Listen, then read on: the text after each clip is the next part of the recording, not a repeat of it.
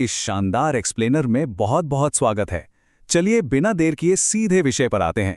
Computer अंग्रेजी के 8 अक्षरों का एक ऐसा बैक्रोनिम जिसे हम commonly operated machine particularly used for technical education and research कहते हैं। सुनने में एकदम सटीक लगता है ना, लेकिन सच कहें तो इस शब्द की असल जड़ें लैटिन भाषा के कंप्यूटारे में छिपी हैं, जिसका सीधा सा मतलब होता है गणना करना।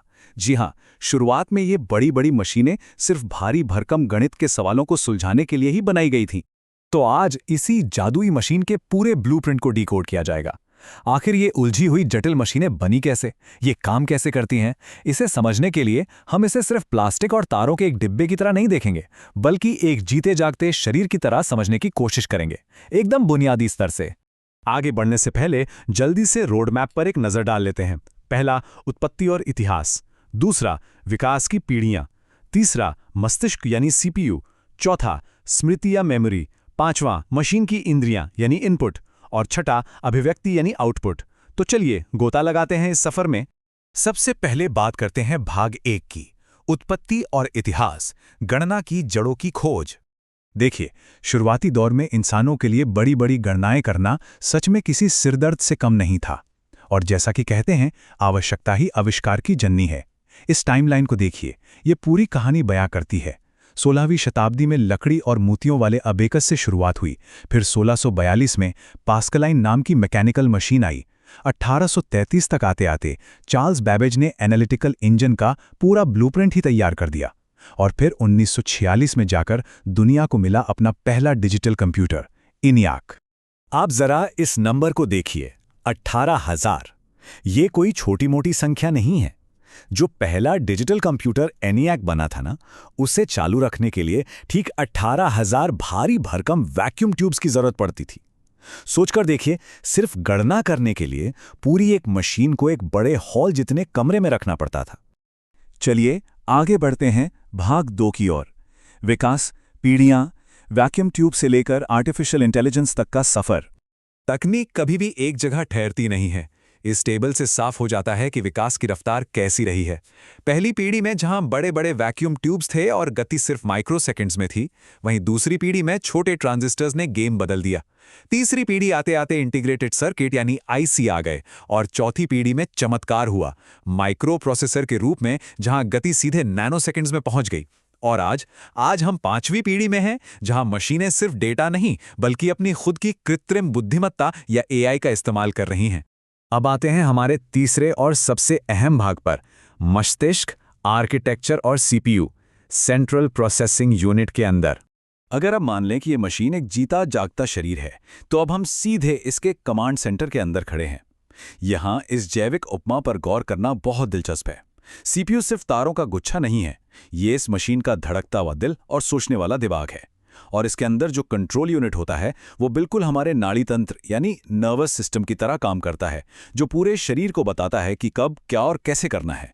तकनीकी भाषा में इसी दिमाग को माइक्रोप्रोसेसर कहा जाता है। ये सेमीकंडक्टर पर बनी एक छोटी सी चिप होती है, जो अकेले ही सीपीयू के सारे काम संभाल लेती है। मतलब सब कुछ एक ही जगह। और क्या ये पता था कि इंटेल 4004 दुनिया का वो पहला माइक्रोप्रोसेसर था जिसने इस पूरे कमांड सेंटर को समेटकर एक इकलौती चिप पर डाल दिया था। सच में ये एक बहुत बड़ी छलांग थी। चलिए थोड़ा और गहराई में चलते हैं और देखते हैं कि ये काम कैसे करता है। सीपीयू के अंदर लगातार 4 चरणों का एक इंस्ट्रक्शन साइकिल चलता रहता है। सबसे पहले फेचिंग यानी मेमोरी से निर्देश उठाना, फिर डिकोडिंग, मशीन समझती है कि आखिर करना क्या है।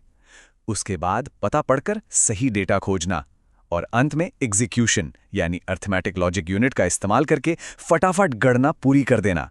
यह साइकिल बिजली की तेजी से लगातार चलता रहता है। अब बढ़ते हैं चौथे हिस्से की तरफ, स्मृति, मेमोरी और मदरबोर्ड, मशीन कैसे डेटा को स्टोर और कनेक्ट करती है। दिमाग के बाद अगला अहम अंग है याददाश्त और शरीर का ढांचा। मदरबोर्ड को मशीन का कंकाल मान सकते हैं। ये वो मुख्य बोर्ड है जो सीपीयू, मेमोरी और बाकी सभी उपकरणों को आपस में जोड़कर रखता है। और इनके बीच डेटा कैसे आता जाता है, उसके लिए बने होते हैं खास रास्ते, जिन्हें बसेस कहते हैं। ये बसेस बिल्कुल हमारे शरीर की खून की धमनियों की तरह हैं, जो पूरे सिस्टम में डेटा को दौड़ाती हैं। यहाँ एक बात समझना बहुत जरूरी है। इस मशीन की याददाश्त 2 अलग अलग हिस्सों में काम करती है। एक तरफ होती है प्राथमिक मेमोरी, जैसे रैम और रोम। यहाँ सीपीयू की सीधी पहुंच होती है। ये बहुत तेज काम करती है, लेकिन इसकी क्षमता कम होती है और डेटा परमानेंट नहीं होता। इसके ठीक उलट द्वितीयक मेमोरी यानी हार्ड डिस्क बाहर की तरफ होती है। इसकी क्षमता बहुत विशाल होती है, डेटा हमेशा के लिए सुरक्षित रहता है, लेकिन हाँ, इसकी गति प्राथमिक मेमोरी के मुकाबले थोड़ी धीमी होती है। भाग 5 की बात करते हैं, इंद्रियां, इनपुट डिवाइस। आखिर मशीन बाहरी दुनिया को महसूस कैसे करती है?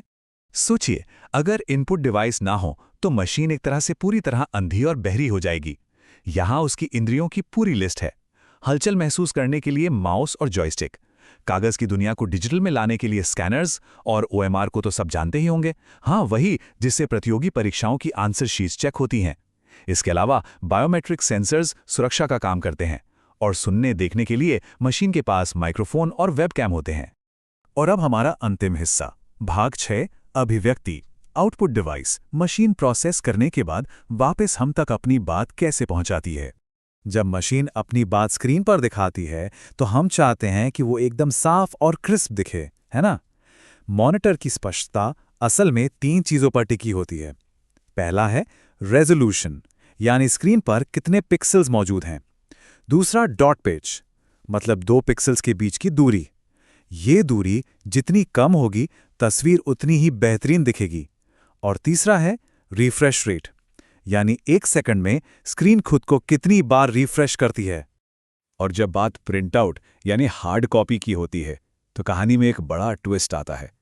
पुराने इम्पैक्ट प्रिंटर्स जैसे डॉट मैट्रिक्स बिल्कुल किसी टाइपराइटर की तरह कागज पर प्रहार करते थे। बहुत शोर और क्वालिटी भी कम।